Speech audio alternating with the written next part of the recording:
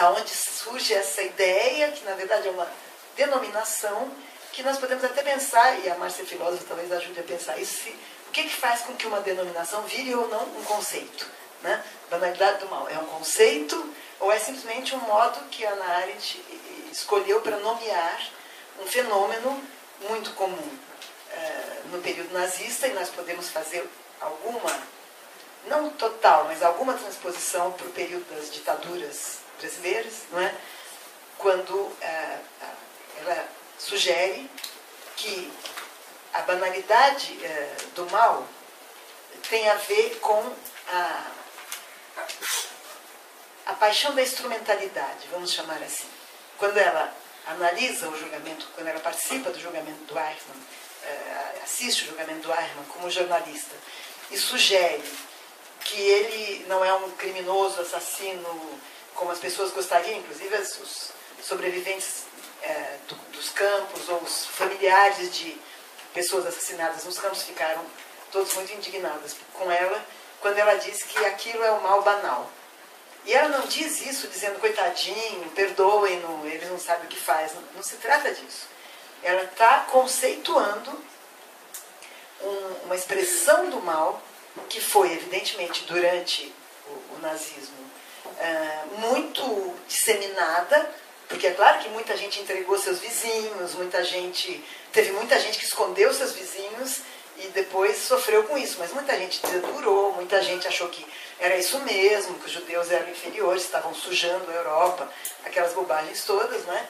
E ela então sugere que o mal se torna banal quando as condições do pensamento se esvaziam. É claro que os regimes autoritários e totalitários podem contribuir para esvaziar as condições do pensamento, né? Claro, quando há um líder muito carismático, o Freud analisa isso quando ele fala da psicologia das massas, né? Ele se preocupa com a ideia de que a identificação com o carisma de um líder e a possibilidade do sujeito na massa poder perder alegremente, não perder no sentido de uma perda que se lamenta, não é? O compromisso ético, que é a melhor parte do superior, digamos assim, porque o superior não é só o torturador, aquele que nos atormenta, aquele que nos diz que nós estamos sempre errados. O superior também é o herdeiro de algumas normas que nos permitem viver com o outro, né? E lá em 1920, Freud já analisa isso, que o sujeito na massa, e ele está pensando nos fenômenos de massa na Europa que vieram a dar no nazismo, né? O sentimento de pertencimento a um coletivo, o sentimento de não ter que se responsabilizar pelos próprios atos, o que, lacanianamente, nós poderíamos chamar de um certo gozo, que faz com que essas pessoas deixem de se comprometer com a sua capacidade de julgamento, que o Lacan considera que é uma capacidade importante no humano, apesar de todo o valor que Lacan dá para aquilo que é o impulso, o inconsciente, a paixão, etc., a capacidade de julgar ele considera importante, julgar mesmo. Assim, escolher seus atos e não agir baseado numa obediência, não é? Então, o Freud pensa, bom, as massas, a condição das massas serem capazes de linchar, de decidir pelo extermínio de um grupo inteiro, de apoiar um líder violento, etc., tem a ver com essa paixão de se dissolver completamente e não ter que se preocupar com essa dura e solitária necessidade de julgar os nossos atos, não é? O Lacan também chama isso, e alguns lacanianos, de paixão da instrumentalidade. E eu vou explicar rapidamente sobre essa análise, que é o seguinte: o sujeitinho lá, o bebê, né, que se separa da mãe, etc. Não vou fazer uma passagem toda teórica aqui, porque acho que são psicanalistas, né?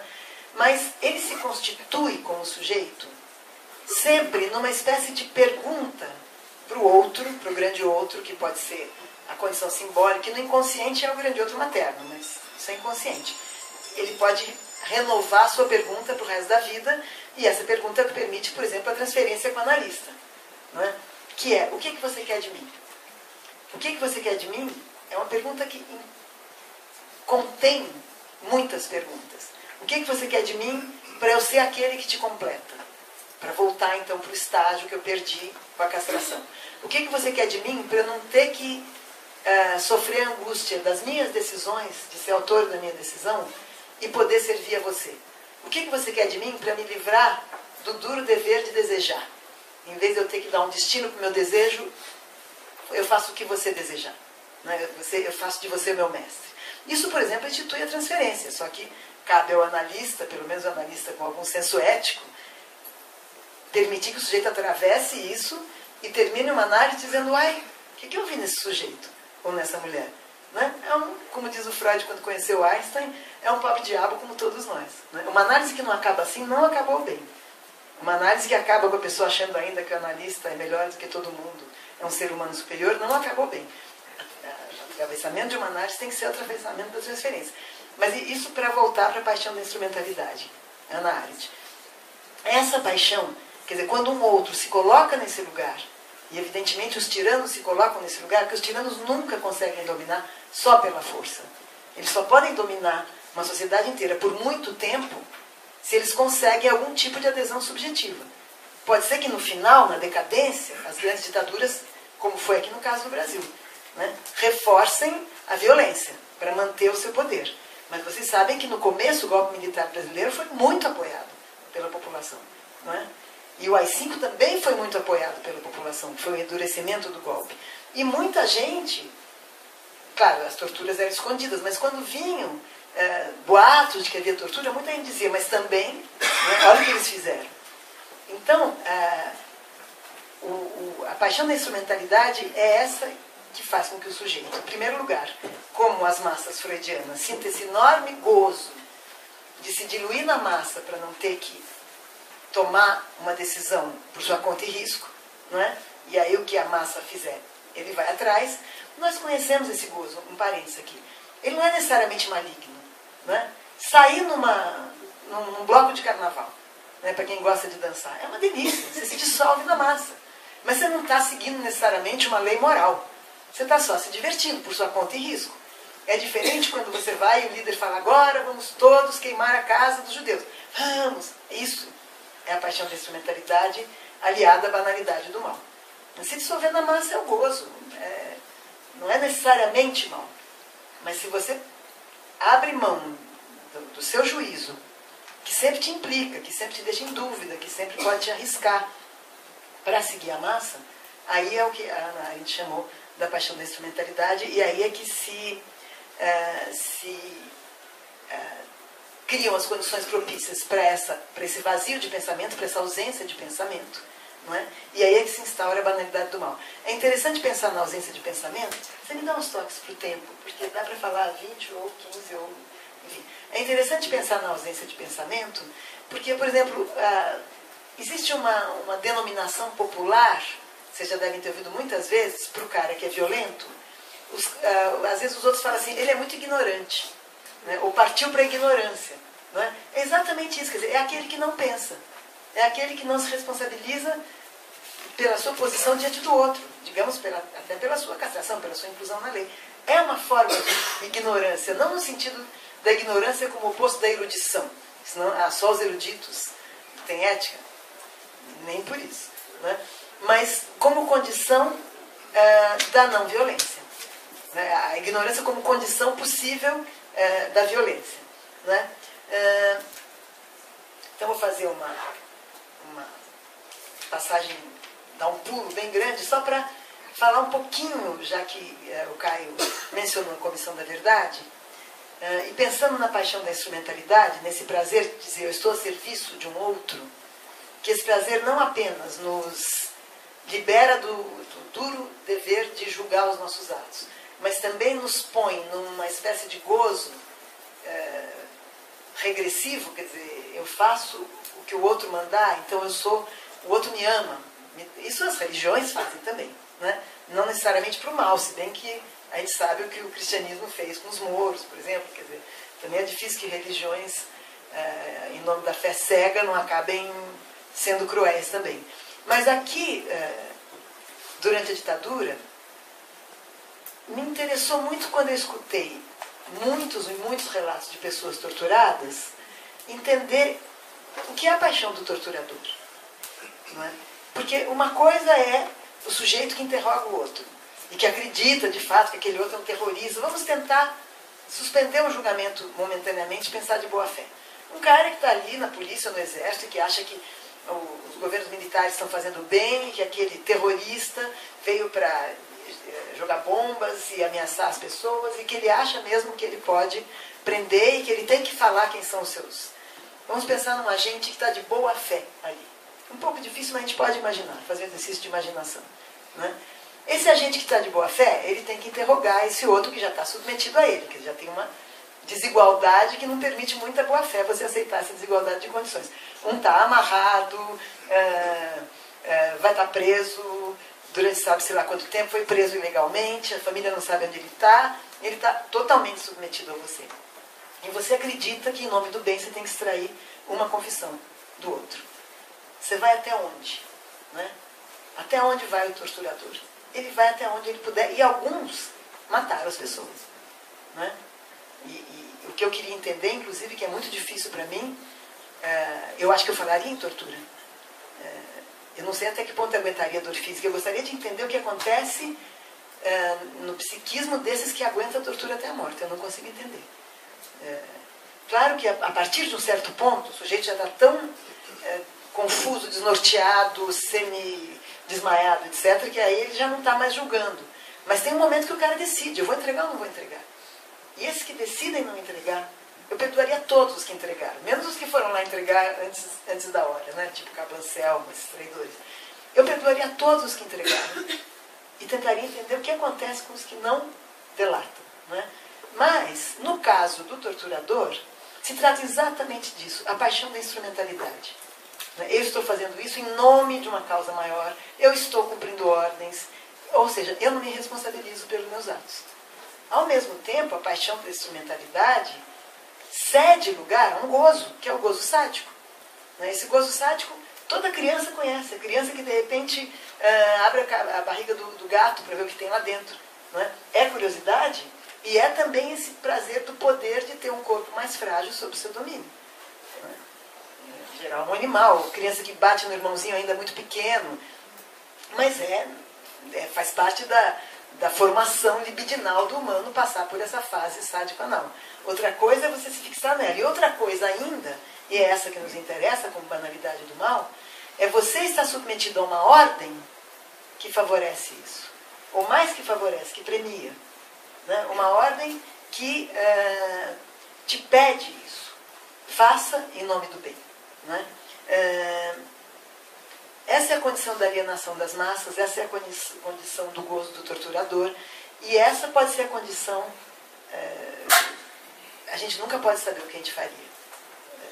A gente espera que não é? Quando alguém nos dá plenos poderes para fazer o mal em nome do bem. E aí, para terminar e enrolar o debate, passar para a Márcia, a Hannah Arendt disse, existe um mal absoluto, é aquele que se pratica... Não, desculpem, essa não é a Hannah Arendt, esse é Lacan. Se existe um mal absoluto, é aquele que se pratica convictamente em nome de um bem absoluto. Não é? Então, o que conta aqui é o significante absoluto. Não é? Por quê? Porque o absoluto suspende a barra da castração, que divide o sujeito. Uma das paixões que o Lacan nomeia em psicanálise é o ódio. As paixões são as paixões do ser. As paixões que suspendem a barra que divide o sujeito. A paixão amorosa, a gente sabe, durante um curto período, o apaixonado parece que é inteiro com o outro. Não é mais castrado, não é mais dividido, não é mais... É absoluto. Não é? Depois isso vai passando. Não é à toa que algumas pessoas que querem prolongar essa paixão ao máximo, quando se decepcionam, são capazes de bater no outro, são capazes, eventualmente, de matar. Né? Passam de uma paixão do ser para outra, que é o ódio. O ódio também suspende a barra da nossa divisão subjetiva. Então, a instrumentalidade, a obediência, o prazer de estar submetido ao outro, tanto faz você ser um cristão absolutamente bom, que faz caridade, do ponto de vista subjetivo. Claro que do ponto de vista social, é melhor ser um cristão absolutamente bom que faz caridade. Ou ser um matador de mouros, ou ser um torturador. O fato é que a profunda convicção de que você está do lado do bem absoluto produz condições do mal radical. Então eu queria deixar por aqui, ouvir a Márcia. Obrigada. Então, para a gente entender essa história, primeiro tem esse livro Eichmann em Jerusalém, que vocês devem ter lido. É uma obra genial. Eu acho das obras da Hannah Arendt a mais interessante, porque ela é tanto uma peça jornalística quanto uma peça filosófica. Isso tem uma coisa assim difícil da gente achar que é filosófico, é o jornalismo, mas ali ela conseguiu fazer uma coisa genial. Então vale a pena ler. Quem é filósofo, quem é jornalista, quem é cidadão do mundo, quem tem algum contato com meios de comunicação de massa, é legal ver que o jornalista também, quando ele está envolvido em analisar as coisas, que ele poderia fazer uma análise reflexiva, né, daquilo que ele está tentando mostrar para as pessoas. Então, lendo Eichmann em Jerusalém e vendo o que é possível de se fazer em termos de jornalismo, entre aspas, que a gente vê também o estado do jornalismo autoritário na nossa época, que é um problema. Isso aí daria para abrir uma janela, mas não é o caso agora. Bom, aí Hannah Arendt falou em banalidade do mal nesse texto muito em aberto. Ela nunca escreveu assim um livro sobre esse assunto. E aí o assunto ficou meio misterioso. O que é isso? O que é isso? O que é isso? Aí assim, tem gente que já fez tese de doutorado, de mestrado sobre isso. Dá para continuar estudando. Mas a origem do assunto da Hannah Arendt é provavelmente a tradição do mal na história da filosofia.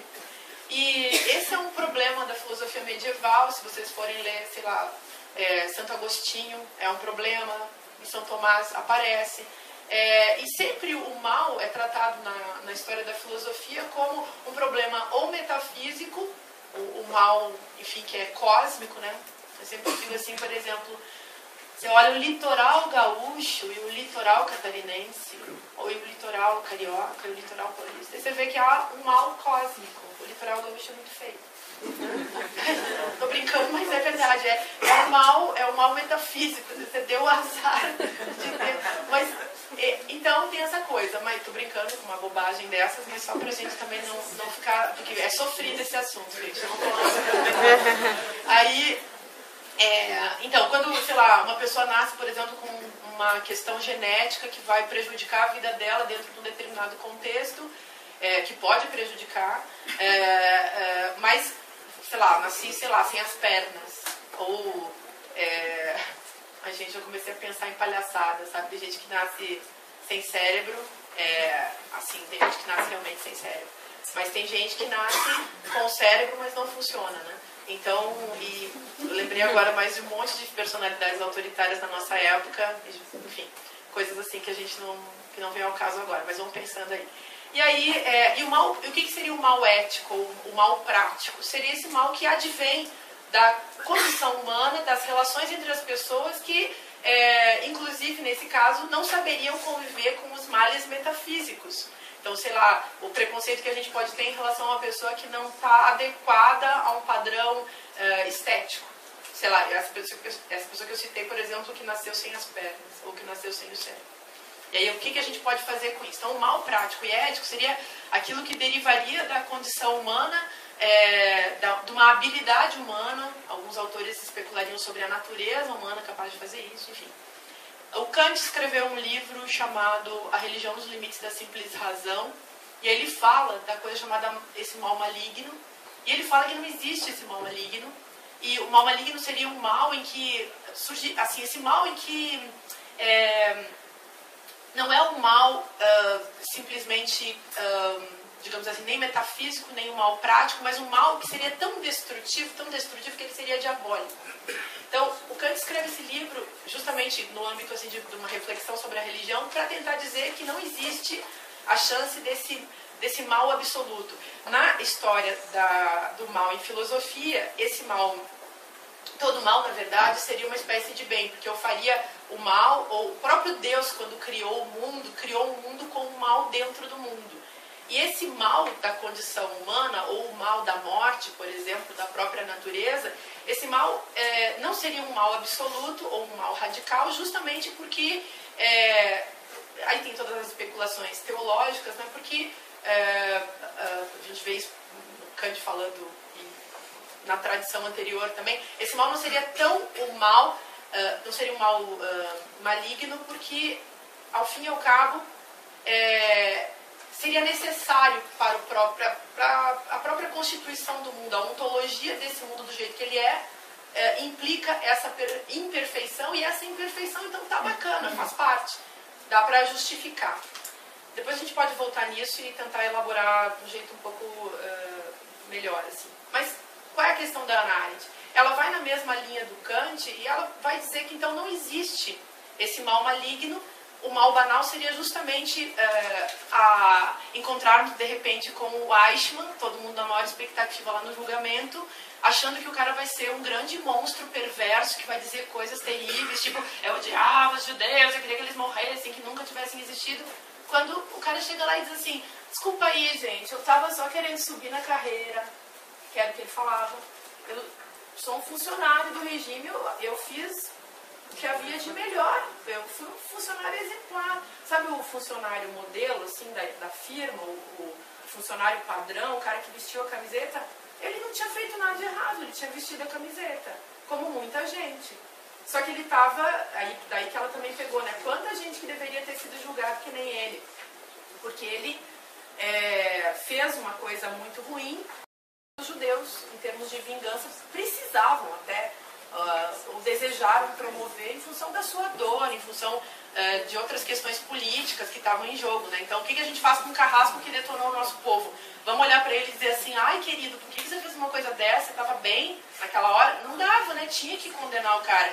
E tinha que condená-lo à morte. E ela não disse nada contra isso, na verdade. Ela disse que eu também acho ele um imbecil, eu também acho ele um cara horroroso, temos que julgá-lo, ele tinha que morrer mesmo, mas naquele contexto, mas pegou mal do jeito que ela falou, porque ela também colocou aquilo que eu acho que é a coisa mais pesada, que é a questão da banalidade, que implica o fato de ele não ter sido, então, um sujeito monstruoso e mau, mas ser um sujeito muito parecido com todo mundo.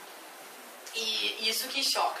Quando eu escrevi um texto sobre quando apareceu aquele filme da Hannah Arendt, lembra? Eu escrevi um texto para Cult que era sobre o filme, pensando nisso, né?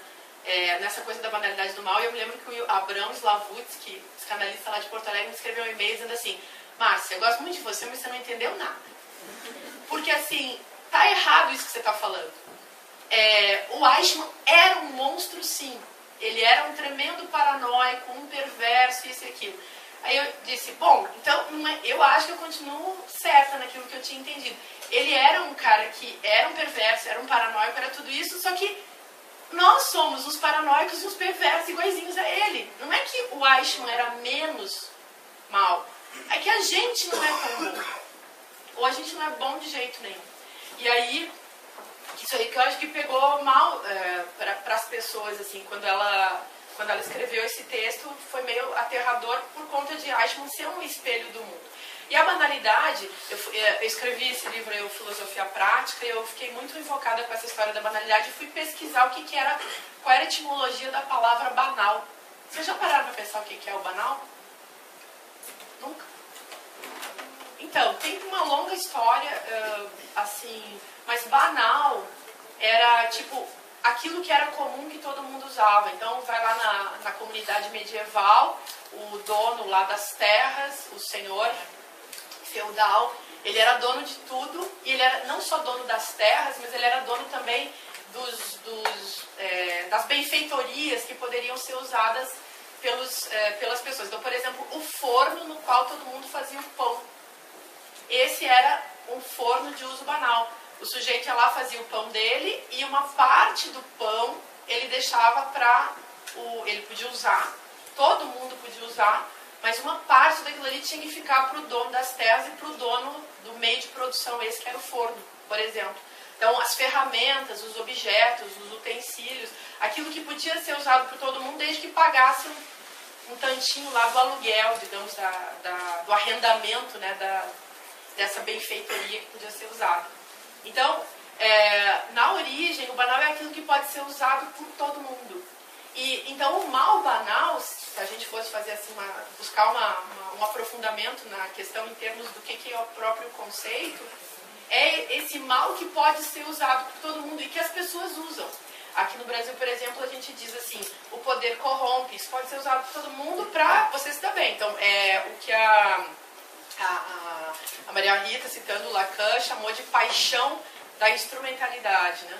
E que, aí que eu queria puxar também para a gente conversar, aparecem outros autores, muito antes da Hannah Arendt, por exemplo, no Adorno e no Horkheimer, da dialética do esclarecimento lá dos anos 40. Então, que é a racionalidade instrumental. Então, a racionalidade instrumental é aquela que, digamos, me serve no ponto onde eu sou banal, igual a todo mundo e faço as coisas que todo mundo faz, mas qual seria o problema ético e político disso? Na hora em que eu faço aquilo que todo mundo faz, eu me instrumentalizo junto com os outros no sentido de me tornar útil. Aliás, tem toda essa questão também, escrevi ali nessa parte do texto, que é a relação que existe entre o banal e o uso das coisas e a utilidade das coisas. Então, está em jogo, se a gente conecta isso lá com Adorno e o Horkheimer, está em jogo, na racionalidade instrumental, está em jogo justamente a racionalidade no quanto ela é útil. E uma coisa que eu queria falar, quando se fala no patos, por exemplo, se a gente pega o texto da dialética do esclarecimento, o termo, a questão da paixão, acho que ali, esses autores, o Adorno e o Horkheimer, eles eram leitores também de filósofos anteriores, tipo Nietzsche. Então, o que é o patos? O patos não é uma coisa que se contrapõe à razão, entenderam? Então, a gente acostumou assim, a ler a história da filosofia, e é um padrão de pensamento nosso que não nos ajuda em nada, que é separar o afeto da razão. Isso não nos ajuda. E o Nietzsche falou que a razão era o mais potente dos afetos, no sentido de ser o mais potente de todos os patos. No contexto do patos, a razão não é o seu contraponto, ela é a sua hiperelaboração. E o Adorno e o Horkheimer, nesse livro da Dialética do Esclarecimento, onde eles falam muito sobre os nazistas, sobre o fascismo de um modo geral e sobre a racionalidade instrumental, eles deixam muito claro isso. Quando rolou o nazismo, naquela época, ali nos anos 40, e todo o fascismo que era típico da Europa, com o antissemitismo que já vinha de séculos e séculos, e que no século XIX ficou muito forte, eles falam isso, né, que aquilo ali não aconteceu como um ato, como um fato político que é efeito da irracionalidade. Ao contrário, é um extremo de racionalidade. A frieza dos nazistas era um extremo de racionalidade, mas uma racionalidade que era patológica, entre aspas, era pática. E como sempre é. Como sempre é. E o nazismo não, o fascismo que a gente está vivendo hoje tem tudo a ver com isso, né? Mas estou aqui fazendo uns nexos, talvez esteja ficando muito fragmentado, mas vamos vendo como é que a gente consegue ir juntando essas coisas. Aí eu queria falar um outro negócio aí que é importante. A Hannah Arendt, então, abriu esses caminhos aí. E, claro, ficou a coisa misteriosa, que nem o Dom Casmurro, né? Ninguém sabe o que aconteceu, então ninguém sabe da banalidade do mal. E fica um livro assim, muito famoso e uma questão muito famosa. Mas, se a gente volta aos estudos, então, do Adorno, que escreveu um livro na época que ele ficou nos Estados Unidos, fugindo lá do nazismo, ele escreveu um livro chamado A Personalidade Autoritária, junto com um monte de psicanalistas, teólogos, médicos, sociólogos. E nesse livro tá tudo explicado. Para o meu entendimento, assim, a gente tem que voltar ao Adorno. Esse é o cara. A Hannah Arendt é uma ótima filósofa, acho gênia, tudo que é de bom, mas ela não foi longe no assunto esse que a gente está querendo entender. E não foi porque o Adorno e o Horkheimer, eles tinham o hábito de ler Freud com Marx. Isso aí ajuda. Esses dias, eu sempre conto essa história, quer dizer, eu conto, nem sempre conto, mas quem pega, assim... Bom, aí você explica isso aí depois, mas eu vou pegar aqui o... Tudo bem, pode ser que não preste. Não, tudo bem, depois você explica por que talvez não funcione, mas eu acho que funciona para a gente fazer uma interpretação do que é esse tipo psicossocial que eles chamaram, que o Adorno, nesse estudo da personalidade autoritária, chamou de fascista em potencial. Isso aí é bem interessante. O fascista em potencial é o Eichmann. O Eichmann é um ótimo exemplo do fascista em potencial. Aí eles fazem lá toda uma pesquisa, entrevistando pessoas, e chegam à conclusão que os americanos eram tão fascistas quanto os alemães. Eles inventam lá um negócio que chama escala F, para medir o potencial de fascismo das pessoas. Então, quem é um fascista potencial? É um sujeito que não tem a função oblativa. Não tem o outro. A dimensão do outro não foi colocada. Quem é o outro? Eu inventei o seguinte, que existem dois tipos de, vamos chamar assim, regimes de pensamento, no qual, eu estou falando isso para ser didática também, né, e para poder, assim, fazer uma filosofia com isso. Um regime de pensamento que é democrático e um regime de pensamento que é autoritário. O regime de pensamento democrático, ele implica um tipo de outro, e o regime autoritário implica outro tipo de outro. O regime do pensamento democrático, no qual a gente funciona, e daria também para a gente buscar lá a história da filosofia toda para justificar isso aí, digamos, com pensamentos que já aconteceram, né, que já fizeram evoluir para essa reflexão. No regime de pensamento democrático, o outro é um mistério. O outro é um mistério. Então, eu me encontro com, pode ser assim, o outro até o exótico, para começar, né? Eu sou Colombo, chego nas Américas, olho para aquelas pessoas e penso, poxa, são deuses? São alienígenas? De onde vieram essas pessoas? Como? Quem são? No pensamento democrático, o outro é um mistério, é uma abertura, é uma possibilidade, e eu fico perplexo. No pensamento autoritário, eu olho para o outro e digo para ele, índios! Por quê? Porque eu estava indo para as Índias. Eu estava indo ali para Vila Madalena e fui parar em Guaianazes. Aí eu olho o pessoal de Guaianazes e digo, são da ex da Vila Madalena, são os moradores da Vila Madalena, entenderam? Eu errei o caminho, e em vez de eu pensar ou em vez de eu me surpreender com aquilo que eu não esperava, eu simplesmente uso o princípio de identidade com o qual estou acostumado a funcionar e aplico todo o arsenal de preconceitos que eu tinha naquela pessoa nova que eu encontrei. Então eu olho, e aí se eu percebo que tem algum erro ali, porque não combina, então eu digo, está errado, e não devia ser assim. Sei lá, estou esperando, por exemplo, funcionando no paradigma heterossexual. Aí eu estou nesse paradigma da heterossexualidade, encontro uma pessoa que não está bem desenhada dentro do paradigma, esteticamente e digamos, ao nível...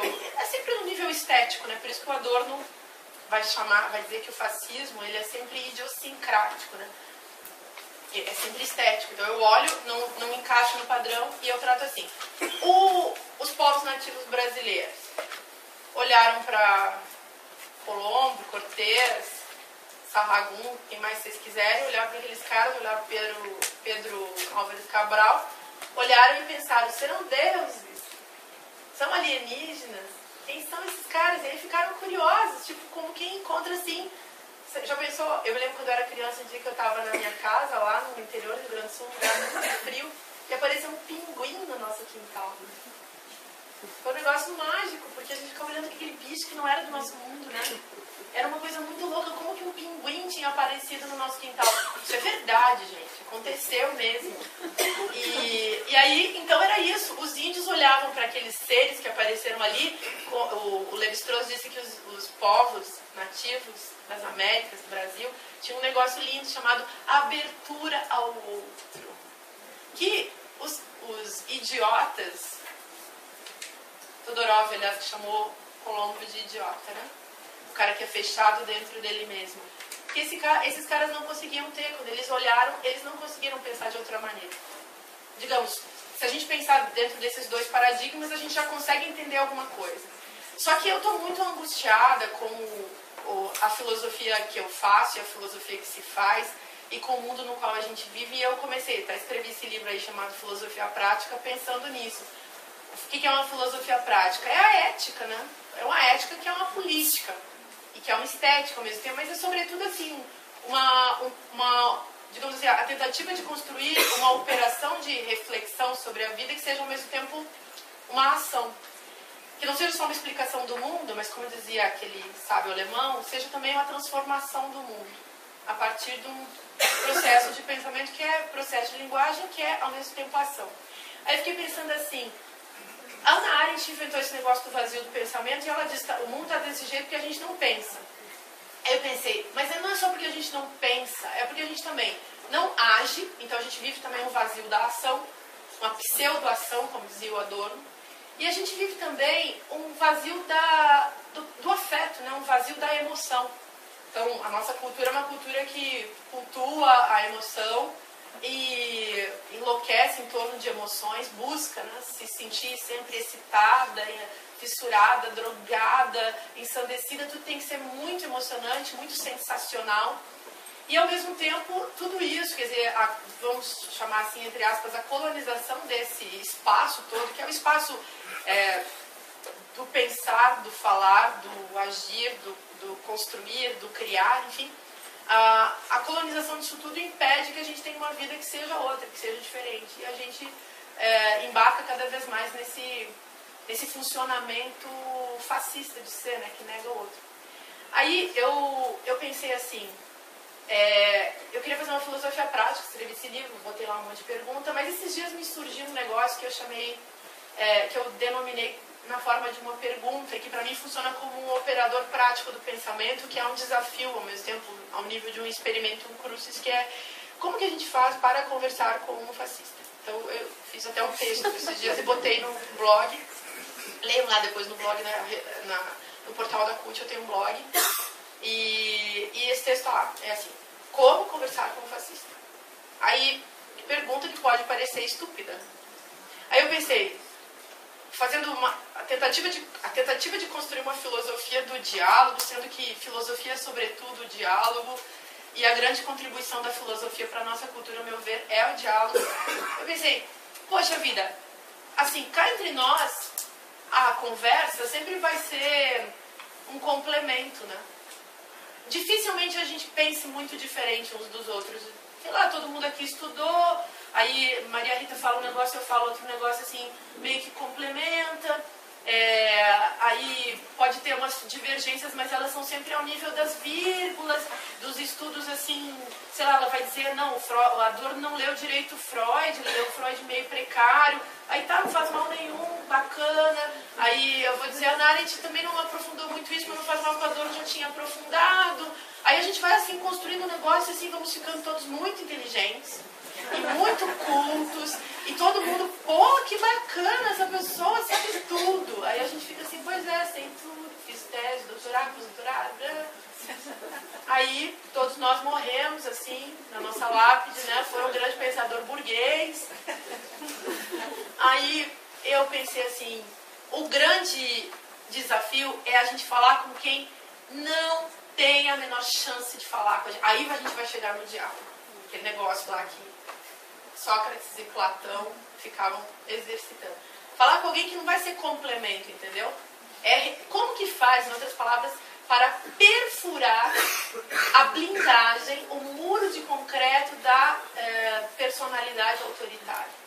Eu queria poder conversar com certas figuras, cujo nome não vou dizer, porque assim, não, sério, porque assim, seria uma invocação, não seria gentil, e seria uma invocação muito triste nesse momento, assim, falar certas coisas, né? E já tá falando de diabo, assim, essas coisas, entre essas coisas, assim, pesadas, não sei. O mal maligno, né, que seria o diabo que eu encontrasse na minha frente. Mas esse seria o desafio. Poder conversar com aquelas pessoas que o Adorno chamava de inabordáveis. Já pensou? Já pensou assim, poder conversar? Eu penso isso porque uma coisa que eu acho que veio à tona de 2013 pra cá, em família. Sabe aquela pessoa assim que é teu irmão, que você tem que bloquear no Facebook? Não, sério, gente, isso é um problema familiar. E um problema assim dos pequenos grupos, né? Então, o que a gente vai fazer com isso? A gente vai ter que conversar com pessoas da família que são autoritárias, e sendo que nós vamos sempre falar com elas achando que nós não somos os autoritários.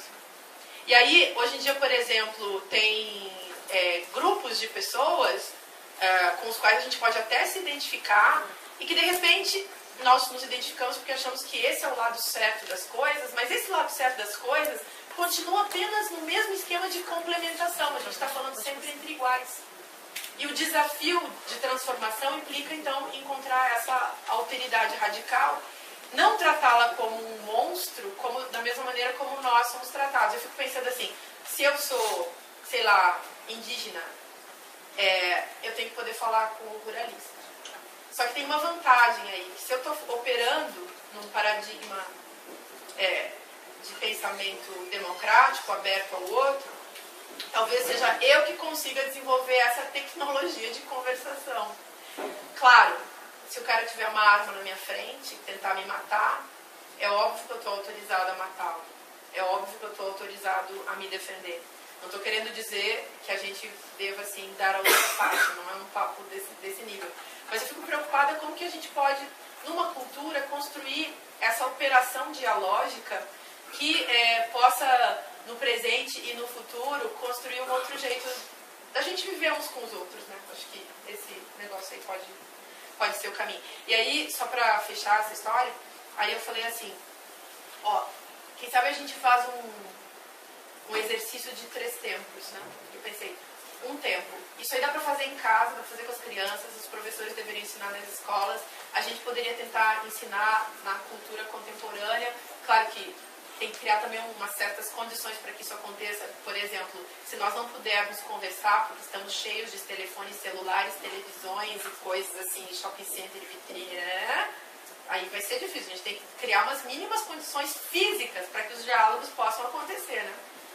E aí eu inventei assim que a gente pode pensar nesses 3 tempos. O primeiro tempo seria um tempo em que eu tento olhar para o outro, aí o outro vai aparecer para mim, que nem o Freud falava, né? Como vou ter o complexo do terror do outro, no outro é uma coisa apavorante. Eu vou ter que sustentar esse pavor.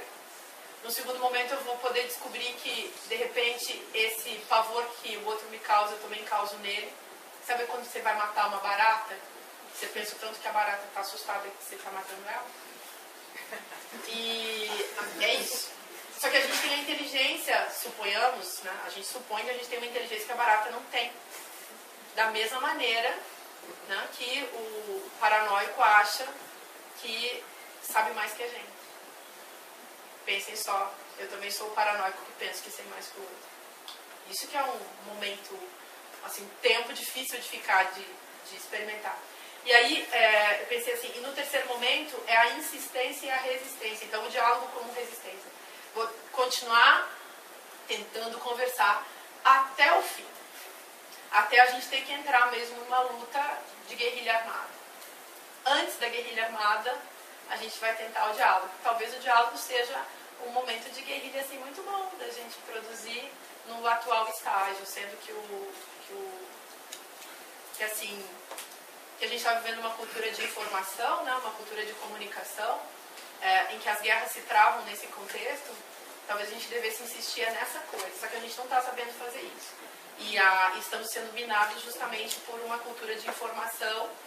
Ninguém está tentando dialogar, mas é discurso por todo lado. E tem os dispositivos técnicos para que isso não aconteça. Eu falei do celular, falei da televisão, pensem nas redes sociais. Não é para conversar. Aí a gente pensa assim, o que aconteceu que o Facebook virou esse fascismo todo? Mas claro, ele foi feito para isso. Não pensem assim, que foi feito para a gente ficar de bem uns com os outros. Foi feito justamente para minar a nossa capacidade de nos comunicarmos. Como você faz isso? Você faz isso virando assim, emitindo compulsivamente informações totalmente inúteis. Porque dá um prazer imediato, né? Você achar que, sei lá, alguém deu uma curtida ali no baratinho que você emitiu, né? Aí você fica contando, como um avarento, né? Você fica contando quantas pessoas curtiram a... O Freud diz que o difícil da gente dialogar não é o extremo outro. Se eu encontrar justamente um indígena de cocar que se comunica por sinal, eu vou ter muito mais tolerância com ele. A não ser que eu seja um colonizador que quero que ele morra já por um pressuposto. Mas digo assim aqui na modernidade. Se eu encontrar um indígena, um papua da Nova Guiné, um esquimó, eu vou ter muito mais curiosidade pela diferença do que se eu encontrar você. E esse conceito freudiano que é o narcisismo das pequenas diferenças, foi usado pelo Eugênio Henriquet, que você é um historiador, eu acho que você é um filósofo, um historiador, para explicar a intolerância, como foi fácil, politicamente, botar fogo na intolerância do alemão contra o nazista. Porque eles eram muito próximos, e não porque eles eram radicalmente, a alteridade radical. É porque é na hora que o outro está muito perto do meu território que eu tenho que proteger. Pensa a diferença entre irmãos gêmeos e irmãos de idades um pouco mais diferentes. Ou dois irmãos homens ou um homem e uma mulher. Coisas banais, assim, não é? Então, eu acho que esse conceito é bom a gente chamar para tentar entender onde que pode aparecer a pior violência. PT e PSDB. Né? Eu não quero discutir política aqui de jeito nenhum, nem me sinto atualmente apta, mas pensando que era, durante a ditadura, quer dizer, surgiram, no final, ainda nem era PSDB, surgiram os partidos que podiam ser as luzes. Né? E por estarem tão próximos, quer dizer, se fosse uma aliança PT e PSDB contra a escória, o Brasil daria muito melhor. Em vez de cada um isolado com a sua escóriazinha particular, né? E está dando no que dá. Mas eu não quero discutir política nem me sinto apta. Eu só lembrei das pequenas diferenças. Eu queria falar um pouco nisso. Que essa é aí que entra, a gente convoca, porque o nosso campo narcísico fica muito ameaçado pelo outro, não é? E aí que a gente convoca a intolerância e faz do outro o mal absoluto. Esse mal radical, esse mal que está dentro do ser humano, né? Se é algo contornável, que está dentro do inconsciente, enfim. Queria a opinião de vocês, que vocês falassem um pouco disso, se puderem. Então, eu acho que o conceito de mal radical não ajuda, porque ele implicaria, pelo menos na história, assim, é o mal pelo mal. O mal do sujeito perverso que tem o desejo de fazer o mal e destruir tudo, seria uma ideia, por exemplo, de o poder antes do Foucault, né? Aquele poder que é dominação, exploração e destruição. O poder que chicoteava, o poder que... Era o poder, esse digamos assim, um sadismo mesmo, né? Mas a novidade é o conceito de banalidade do mal, justamente porque esse seria mais maleável, seria por exemplo, se a gente pensar em termos de poder, comparando, seria esse poder que é sedutor.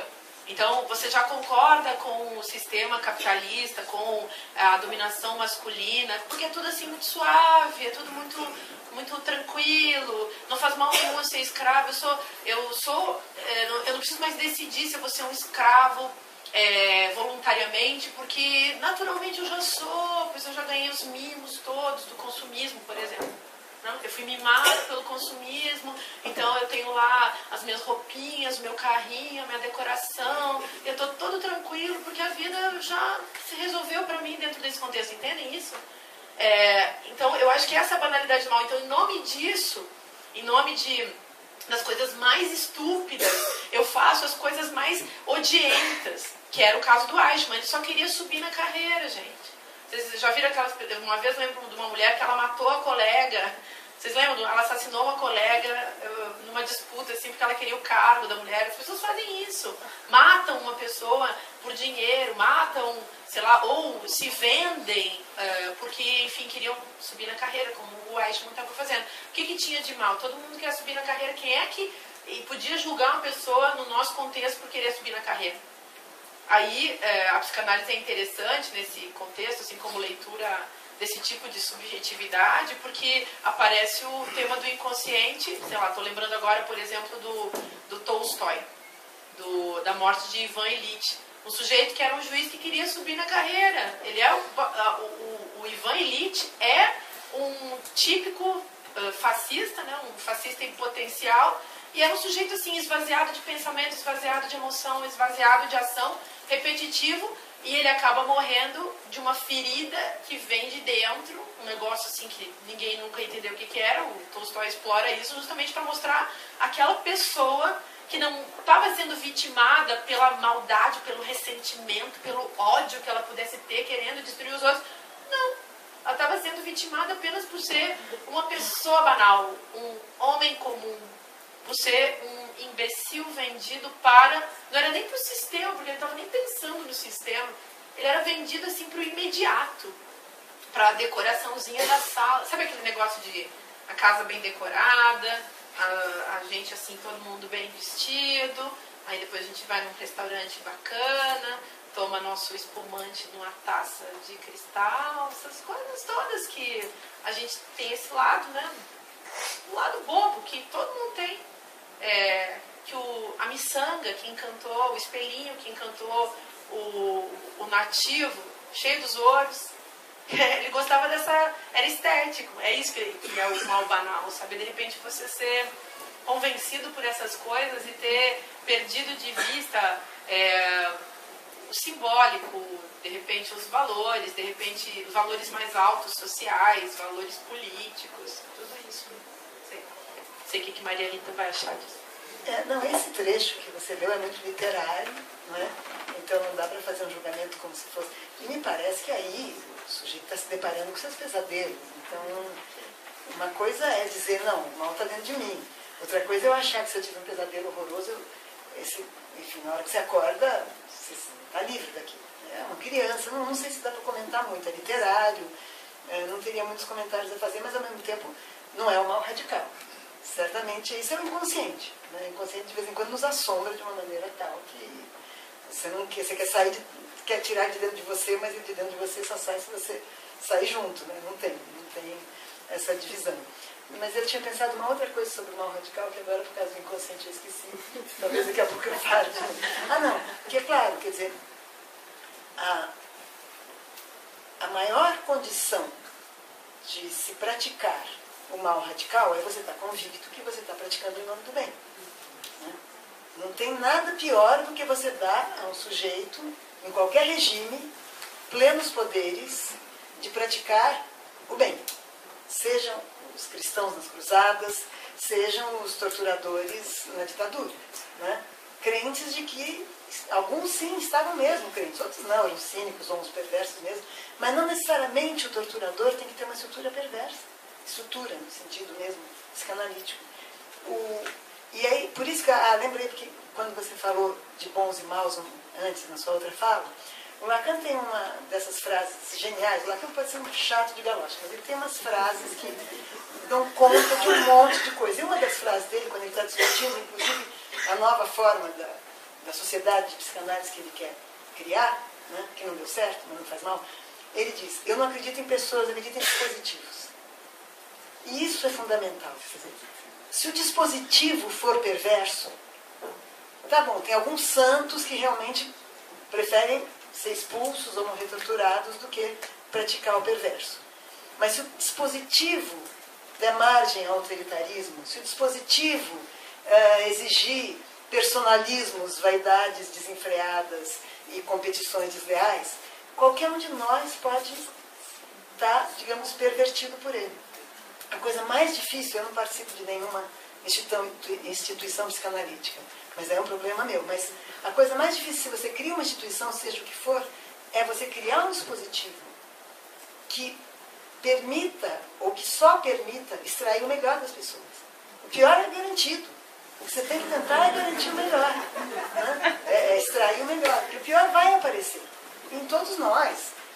Ciúmes, vaidades, isso é humano. Não é? Ninguém precisa ser um Eichmann para ter isso, não é? Muito menos um Cabancel para ter isso.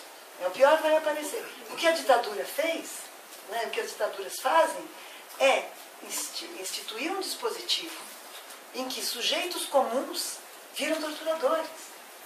E depois, não pense que os torturadores depois, os que a gente entrevistou, estão muito bem, obrigado. Não é? Eles continuam defendendo, mas eles são os caras arrasados psiquicamente. Eles não têm pena de nenhum deles, não é isso? E muitos deles não falam até hoje e dizem que não se arrependem de nada, etc. Mas é um dispositivo que arrebenta com o sujeito. Né?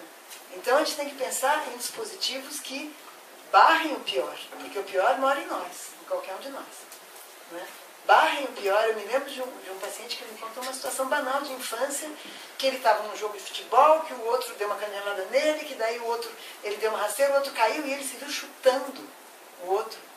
Isso com 9, 10 anos, mas ele lembrava disso. E ele falava, eu não consigo parar, na hora que o outro caiu. Né? Então são situações que isso pode vir da gente, que a gente não sabe. E ninguém é tão pior do que ninguém. Claro, tem pessoas mais éticas, mais pacíficas, mas ninguém é tão melhor que possa dizer eu estou livre disso em qualquer circunstância. Por isso que o mais legal é pensar isso mesmo. Quer dizer, o mal banal, ele pode estar em qualquer um de nós, dependendo da circunstância que nos envolve e que nos permite acionar isso e até nos premia quando acionamos isso, ou não. Né? Era isso. Obrigada. Vou fazer uma pergunta. Os dois, então deve ser alguma coisa do... Em alguém na livraria. Mas acho que dá para ouvir essa. Dá para ouvir? Dá. Eu vou fazer uma pergunta aqui, mas acho que a resposta é um pouco óbvia, mas eu queria que vocês falassem um pouco sobre isso. A partir de uma entrevista que eu li da Márcia, mas acho que é uma pergunta que... E é uma entrevista que você deu para a revista Cult recente, e você fala sobre a ressurreição do conceito de esquerda no discurso brasileiro, e que essa ressurreição desse conceito não dá conta das questões feministas. Você fala também da ideia da fundação de um partido democrático, a partir do qual poderia catalisar potências diversas que estão oprimidas e recalcadas no cenário político e social, inclusive as da esquerda. Aí eu coloco aqui que se é possível dizer que há elementos dentro dessa esquerda institucionalizada na política, né, que se comporta de acordo com a banalidade do mal em algum sentido. Né? Não existe educação, não existe política em torno dos indígenas, por exemplo, uma série de outras coisas. Fica essa questão para vocês falarem um pouco. Pois é, aí você começa a ir para a questão política que a gente não queria falar.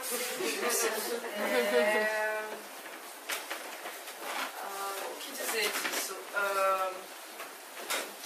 De fato, eu e um grupo de pessoas que a gente pode colocar sob o guarda-chuva de tudo o que não presta.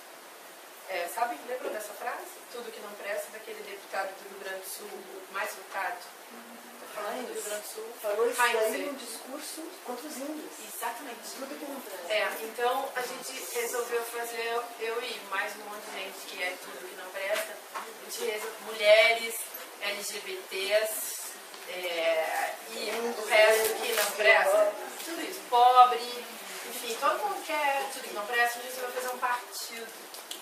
E a ideia do partido, Maria Rita, é uma ideia de provocação no cenário, porque eu realmente acho que o conceito de esquerda e de direita, sempre achei conceitos precários, mas não precários em si mesmos, acho que são precários para quem é feminista.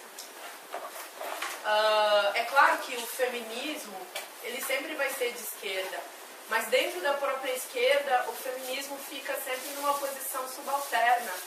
Então, o único jeito, eu mesma sou filiada num partido de esquerda, que é o PSOL, pelo qual tenho muito carinho, mas, de fato, não dá para fazer o feminismo que a gente tem que fazer no atual momento histórico, a meu ver, sempre nessa posição secundária, inessencial, subalterna, né? Então, é preciso, ao meu ver, ou é possível, ou pode ser muito divertido, confrontar o poder naquele lugar que, para o poder, é o mais caro, que é o lugar do governo, da governabilidade. E aí vem toda essa discussão, que agora não vem ao caso, mas que a gente poderia ter, que é mais mulheres na política, essa coisa das cotas das mulheres que não funcionam. E... Não, mas não, gente, mas não é um partido. Ser mulher não garante nada. Não, então, por isso que é um partido feminista. Não garante nada. Então, por isso que não é um partido de mulheres. É um partido feminista. E sendo feminista, é um partido para todo mundo que pode bancar, e mesmo que ele venha a não ser um partido, mas venha a ser uma grande provocação em torno da discussão necessária hoje em dia sobre o que significa poder. Na minha cabeça, nas minhas utopias, esse poder pode ser transformado em potências.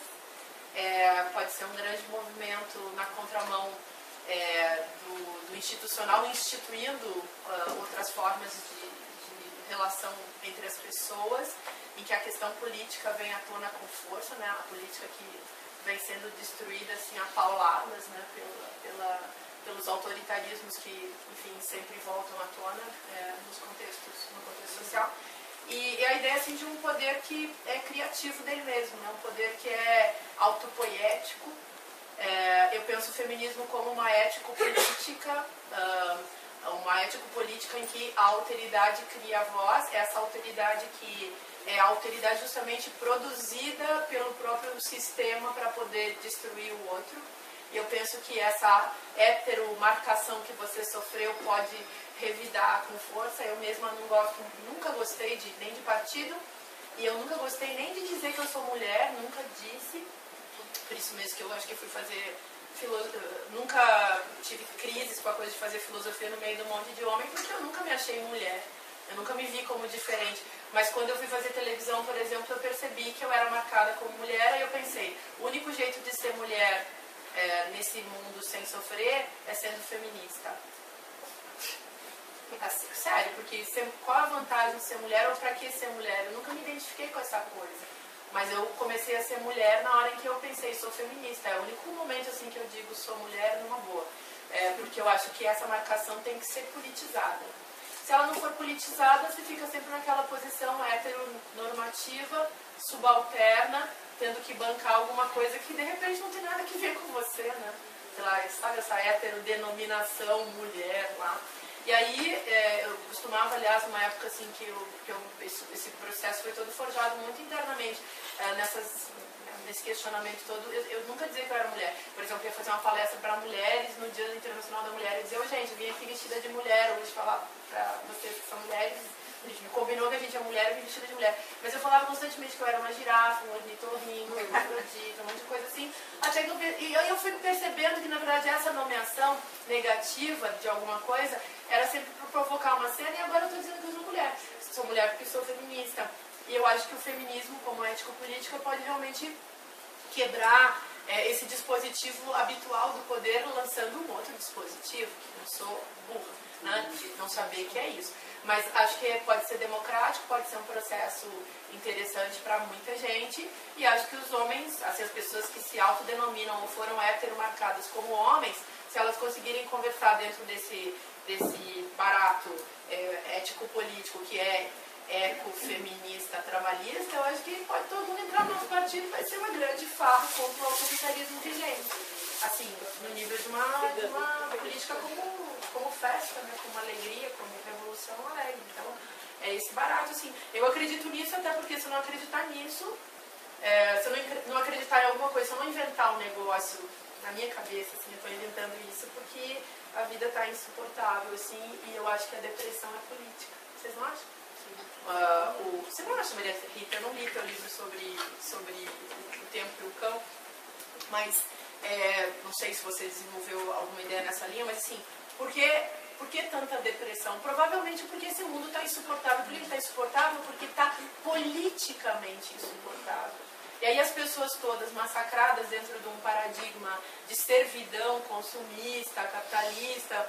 Quem é que consegue ser e existir e sentir que vale a pena estar dentro desse mundo? Você quer desaparecer desse planeta. E aí esse talvez seja o sentimento, a depressão como política, né? Ela está dizendo alguma verdade que a gente não está querendo ver. Sei lá, mais ou menos por aí, assim.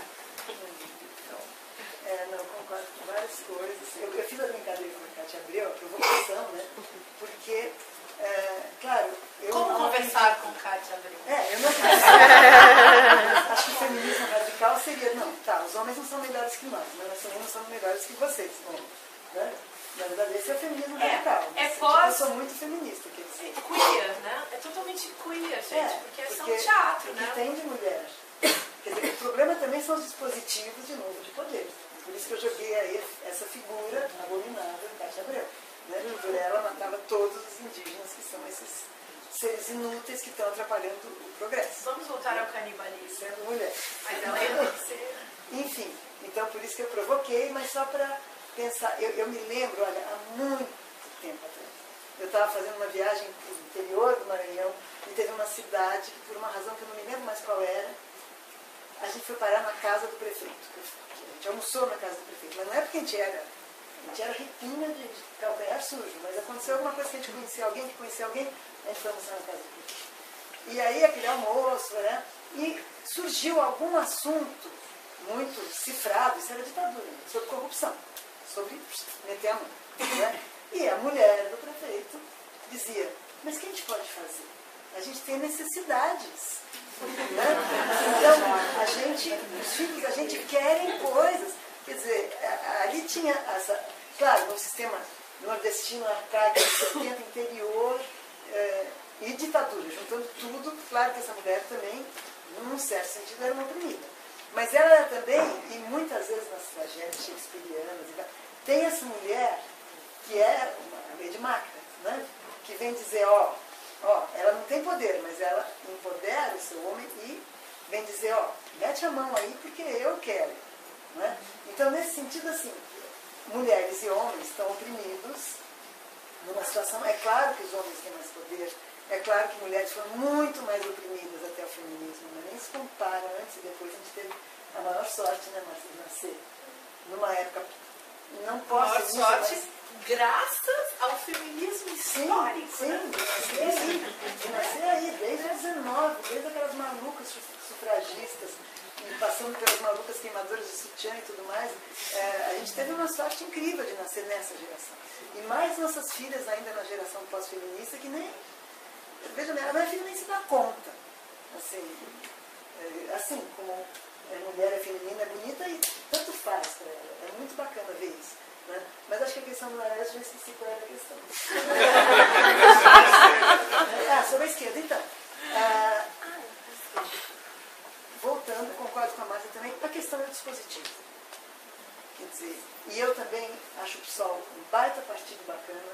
Agora, o dispositivo e a ditadura, no que a ditadura transformou os dispositivos democráticos no Brasil, as instituições, a dificuldade que a gente tem, o fato de que a nossa ditadura, como no poema do Ebert, não terminou com estrondo, mas com suspiro, né, com tudo bem, vamos lá, deixa quieto. Então não teve condenação, então não teve julgamento, então todo mundo já está...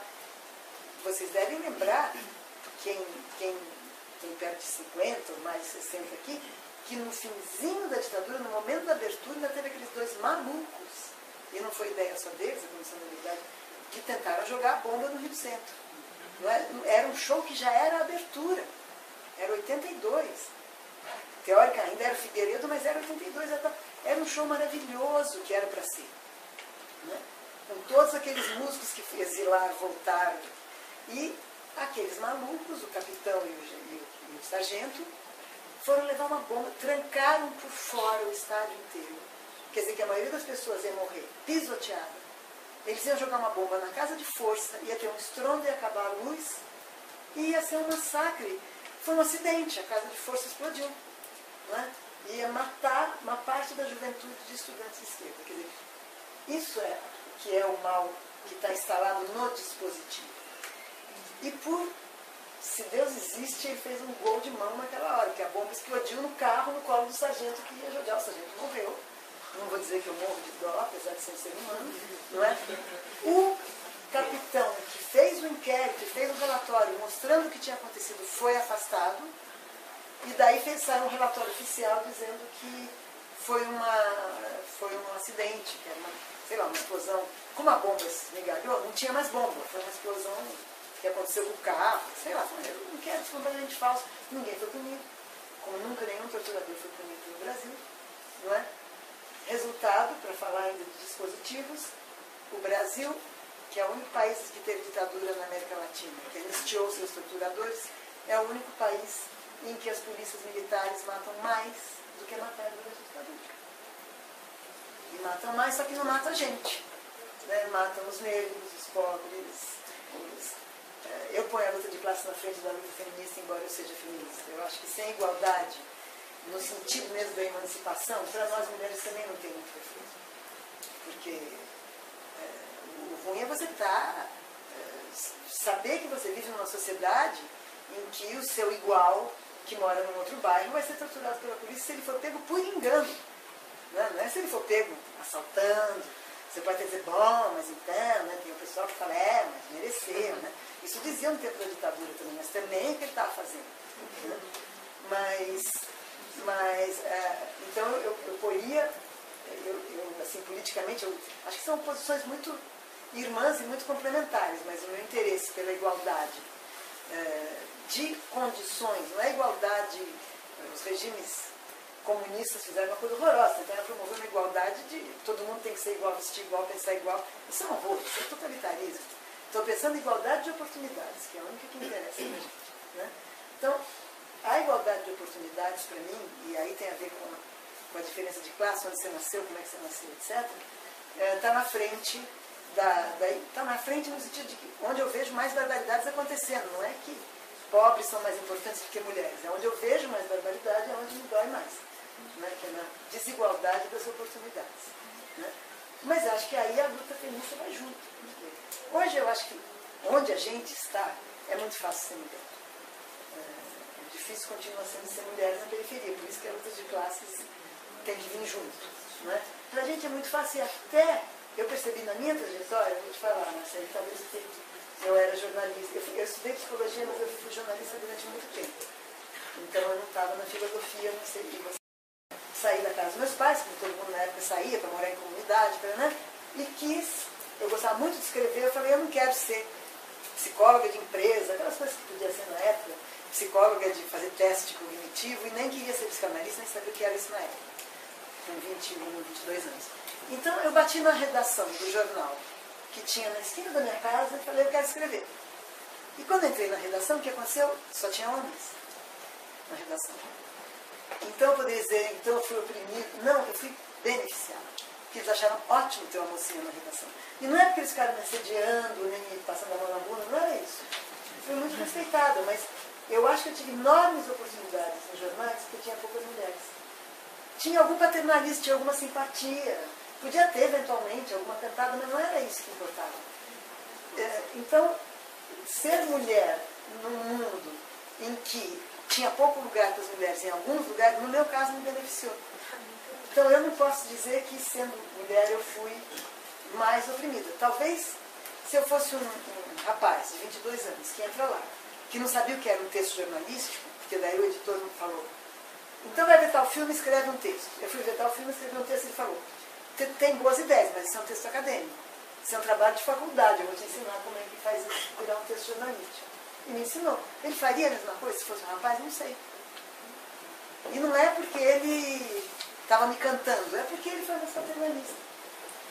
Então, acho que mulheres de classe média, não necessariamente, na relação amorosa é outra história, porque tudo se passa pelo inconsciente, e até mudar. Não é? As representações inconscientes devem precisar de muitas décadas de um bom feminismo. Né? E acho que é capaz de mudar. Então, nas relações amorosas é diferente, porque você acaba se colocando em lugares que você nem percebe, e o outro acaba se colocando em lugares que você nem percebe, é mais difícil. Mas nas relações institucionais, nem sempre ser mulher é uma desvantagem. Acho que a gente podia pensar nisso com liberdade, sem... Mas eu falo isso também bem parecido com o que você está falando em relação à minha trajetória. Eu sempre assim, só tive colega homem, né? E aí eu também, às vezes isso não é bem interpretado, sabe? Inclusive pelas feministas que muitas vezes acham que o lugar que você tem que ocupar... Tem uma discussão hoje interessante sobre o lugar da vítima. Também não é o caso da gente debater aqui.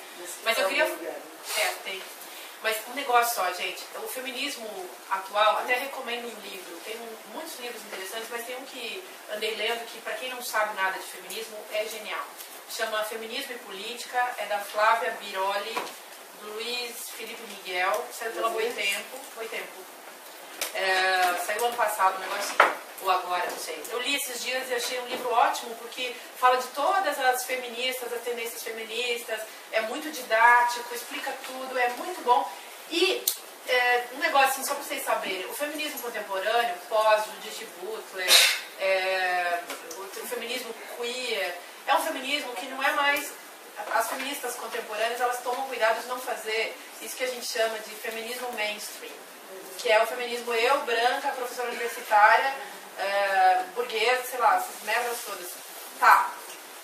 Não existe mais feminismo que não debata raça, classe social, gênero, sexualidade. Então, esses 4 pilares é isso. Então, quando você fala da classe social, de fato, não tem como. Ninguém mais vai fazer feminismo sem pensar nisso. Eu acrescento um 5º elemento que eu acho que tem que ser colocado, que eu coloquei, sei lá, estou colocando as coisas das discussões que a gente está tendo para ver se, enfim, para discutir essa coisa do partido, que é o elemento normalidade.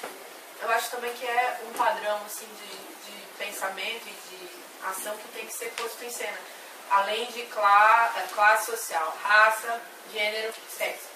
Tem que discutir a questão do normal, sabe? É um pilar muito forte, assim, que pesa para todo mundo e que acho que não está contemplado nesse quadro aí que o povo começou a colocar.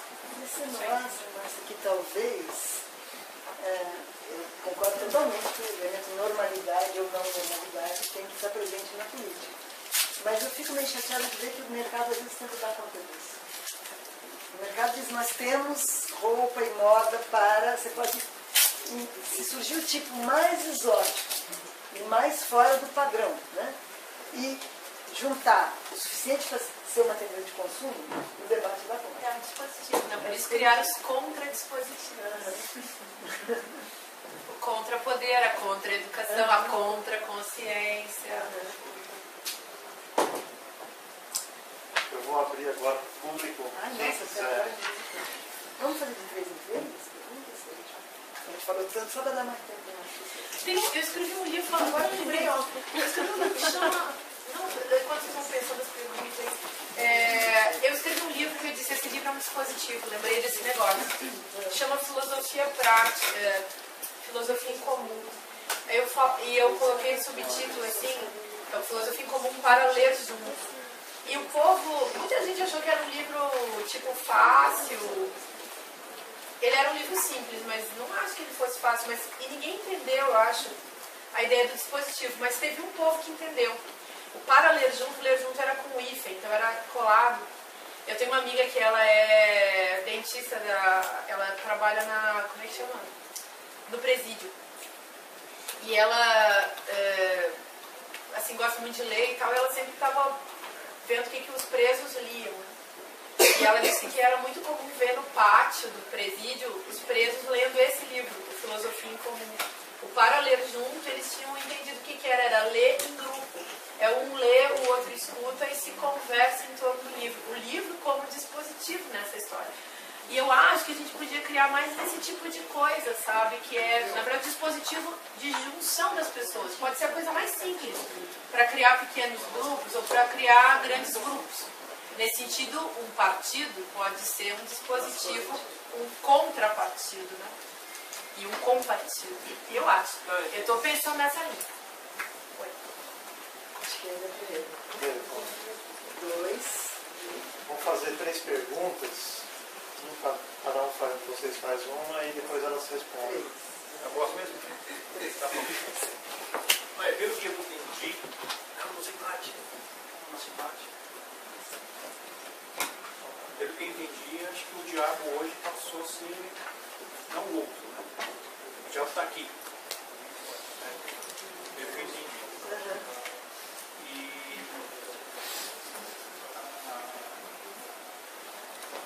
E aí remete à questão do mal, de onde ele esteja. Se é o mal, é o inerentemente humano, se é demasiado humano, quais seriam os possíveis instrumentos, né, dispositivos, de repente a psicanálise ou a filosofia ofereceria para resolver essa questão simples que é o mal? A solução está pronta daqui a 5 minutos. Vocês começaram a dar alguns pitacos. Mas o que a psicanálise, a filosofia, que sugeriria? Porque a teologia eu já tenho mais ou menos uma ideia do que seja. Quem mais queria levantar a mão? 2, 3. Posso falar aqui então? Não, ela levantou primeiro. Eu gostaria que você pudesse articular um pouco, porque tem uma questão que me angustia muito, que são os movimentos migratórios no atual tempo, né? Quando a gente vê a questão da banalidade do mal, quando a gente pensa no julgamento do Eichmann, a gente ainda tinha um conceito de nação que era suficiente. Hoje a sensação que eu tenho, e mesmo na fala, né, você falou de partidos, você falou de realidades nacionais, você falou do mal em nós, mas hoje o que eu penso assim, o mundo está mais globalizado, e eu acho que faltam instituições que tenham músculos para lidar com esses problemas que são para além de uma fronteira, de um limite geográfico. E como eu vejo como a questão principal, e numa dimensão muito mais intensa, talvez, mais rápida, mais acelerada. E o encaminhamento que a gente tem visto que está acontecendo, principalmente na Europa e aqui no Brasil também, com a questão dos haitianos, me leva a pensar nessa questão da banalidade do mal, ou do mal absoluto, não sei nem como qualificar aí, eu acho que tem os dois vieses. E eu gostaria que você pudesse falar um pouco, articular essa questão desses movimentos migratórios, dessa questão do mundo globalizado, né, onde as instituições são falidas, você não tem músculo para, e esse dispositivo perverso que é muitas vezes o poder econômico que vai caminhando para as intolerâncias, um recrudescimento, né, do pensamento. Você quer outra conferência inteira?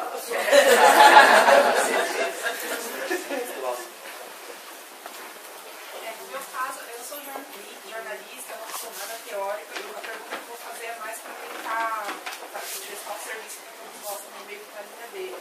Eu sempre questiono muito o sentido da nossa vida no mundo, né? E quando eu começo a questionar muito isso, vai muito no sentido, quando eu pergunto para as pessoas, vai sempre assim, fazer o bem, é amar, é ajudar os outros, é amar a família, é amar Deus. Então as respostas que os seres humanos dão para quando respondem sobre o sentido da vida, vem sempre alguma coisa relacionada, né, ao que a gente conhece como bem.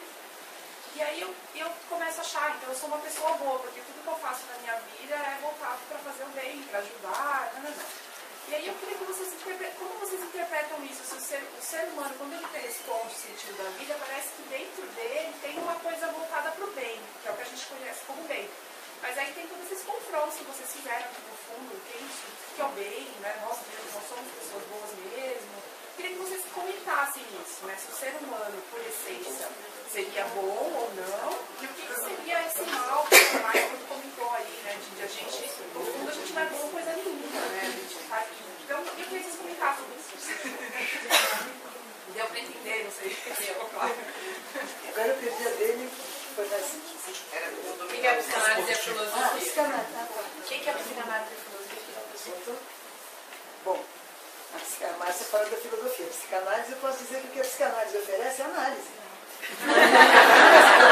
A psicanálise não é um discurso moral e nem um discurso filosófico.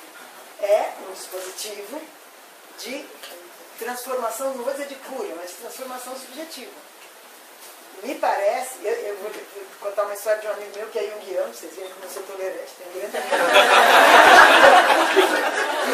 E narcisismo das pequenas diferenças.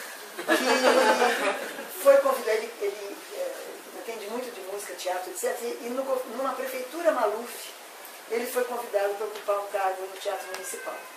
E ele respondeu uma coisa que eu nunca esqueci, porque eu acho que isso é psicanálise, é um cara bem analisado. Ele falou, eu não posso aceitar porque o mal mora dentro de mim.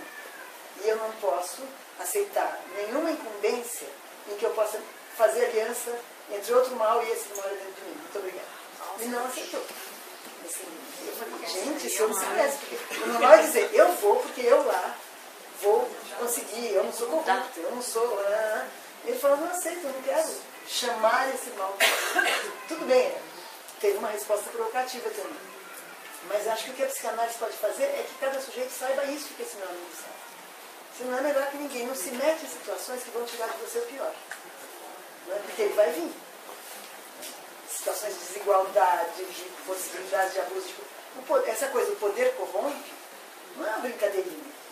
O poder não controlado por um dispositivo democrático muito sério, muito objetivo, você começa a fazer aqui, ali, pode, é para o bem, tudo bem, é para uma boa causa, daqui a pouco você não sabe mais o que é a boa causa, o que é a caixinha que você passou, e isso acho que tem a ver, teve alguma pergunta aí sobre o governo, eu não sei responder tudo o que aconteceu nesse escândalo de corrupção e tudo, mas começou assim.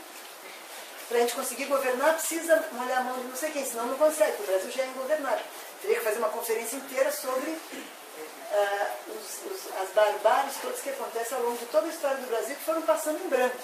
Né? Desde a escravidão, até Canudos, até, enfim, a ditadura de Getúlio, foi tudo acabando assim, não aconteceu nada, jeitinho brasileiro.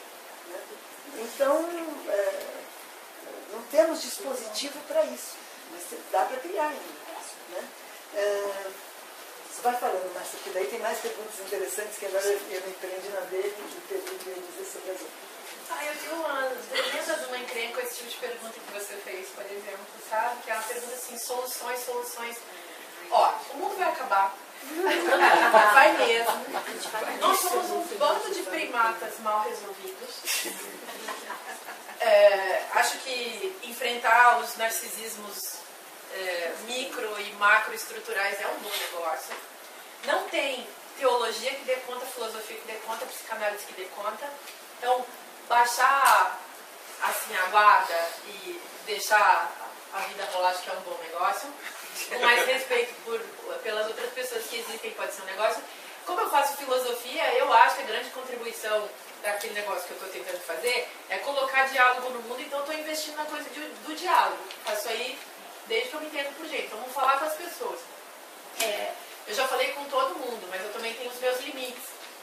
Então, eu também sinto nojo de certas coisas. Eu já não falei com certas pessoas porque senti nojo, medo, sei lá, mil coisas assim complicadas.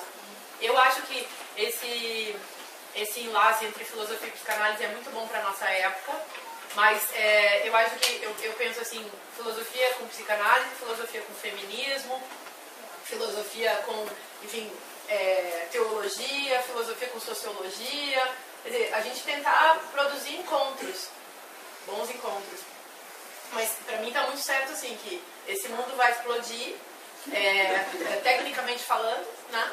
A nossa civilização vai ser destruída, muitas civilizações já o foram, a nossa é muito prepotente, acha que não vai ser. O cacique Juruna falava isso, né? Não sei porquê. Esse cara que foi super espezinhado na sua época era um cara que falava umas coisas muito boas. Ele era espezinhado também porque ele era indígena. Assim como certos políticos são espezinhados porque são mulheres, ou porque são gays, ou enfim, por aí vai. Então, eu acho que a gente tem que também fazer a crítica do eurocentrismo, do pensamento, do princípio de identidade, isso tem que ser desconstruído. Mas, sobretudo, eu recomendaria que você lesse um livro chamado Eu, Primata. Esse livro é bem legal, para assim, a gente desmontar o auto-narcisismo. Esse negócio assim, é realmente um barco muito furado. Falando do Juruna, aliás, ele dizia, a frase que eu não falei é a seguinte: a nossa civilização foi destruída, por que eles acham que a deles não vai ser? Só porque a gente é mais feroz do que os chimpanzés numa guerra? Só porque a gente arranca os testículos e os olhos dos outros, assim, com mais estratégia? Então, acho que é legal a gente parar de pensar nessas grandes soluções e ver que a gente é uma macacada assim, muito precária. Eu tenho usado muito um olhar zoológico para a nossa história. Não sei, que a gente fica assim, se achando, né? Somos especistas, a gente é machista, sexista, especista. Gente, nós somos uns macacos, e a nossa performance é ridícula. Se a gente olha assim, lê o Eu Primata, você vai começar a olhar para os grupos, assim, para as pessoas e para você mesmo. Você vai ficar com muita vergonha. Eu faço isso comigo toda hora, assim, então o que sobra, sei lá, tem todos os problemas que a psicanálise pode ajudar a resolver, mas para mim, assim, eu tento olhar para o que sobra da espontaneidade mesmo do negócio, assim, imaginando sempre que eu sou linchar uma... não pode ser espontâneo. Hã? Linchar pode ser espontâneo. Então, linchar... Eu escrevi um texto, aliás, sobre isso. Eu já escrevi sobre essas coisas. Aí, por que as pessoas lincham, né? Sabe por quê? Porque é uma macacada também. Uma macacada que encontra o aval no outro. Mas isso é injustiça, perdão, com os macacos, né? Nós somos macacos. Não, com os macacos, assim, vai, né? É meio injusto com eles, Macaco né? Porque não eles são gente só o boa homem pra faz caramba. Não, gente. Vamos ler esse cara, o cara. Não, falando sério. Eu entendi o que você quis dizer, mas você entenda o que eu quis dizer. Olha só. Ele fala, esse Jean Deval, ele fala dos bonobos geral, 3 tipos de macaco. Eu falei macaco, ele fala primapos, né? Para dar uma patifada epistemológica. Mas ele fala isso mesmo, que nós estamos num lugar, falando em termos de cultura de todos esses seres. Então, os bonobos têm lá a cultura deles, a cultura dos chimpanzés, e nós imitamos os dois, porque nós somos hipersexuais e somos também hiperviolentos como os chimpanzés. Os chimpanzés fazem isso, de arrancar os olhos, isso é uma estrutura do tipo de briga que o chimpanzé tem. Arrancam os testículos e os olhos. Eles se juntam em grupo e fazem isso com alguém que eles querem exterminar. E a gente faz também simbolicamente isso, né? Então, eu entendo quando você diz injustiça com os macacos, porque pelo menos os macacos não têm o pathos da instrumentalidade, né? Mas eu estou falando sério nisso. Eu acho que a gente devia se olhar mais como animal, como coisa da natureza. Tem um lado bonito disso. Foucault já escreveu tanto sobre a animalidade, Derrida, esses caras todos, eu acho que eles fizeram a gente voltar para um lugar assim de se interpretar como ser da natureza, né? De uma natureza que não é a naturalidade, né? Mas um ser da natureza. Eu acho que a gente podia voltar a pensar isso, mas pensar também em termos muito críticos, sabe? Que além de tudo, como dizia o Nietzsche, uma galinha cacareja, como é que é o nome do... O leão, ele tem aquela força física e nós temos o quê? Nós temos a nossa razão que se elabora como linguagem. E isso é o nosso jeito de ser enquanto bicho, enquanto animal. E aí o que a gente faz com isso, né? A gente faz muita merda. Nessa linha, assim, eu estou brincando um pouco, falando meio rápido, patifando um pouco, mas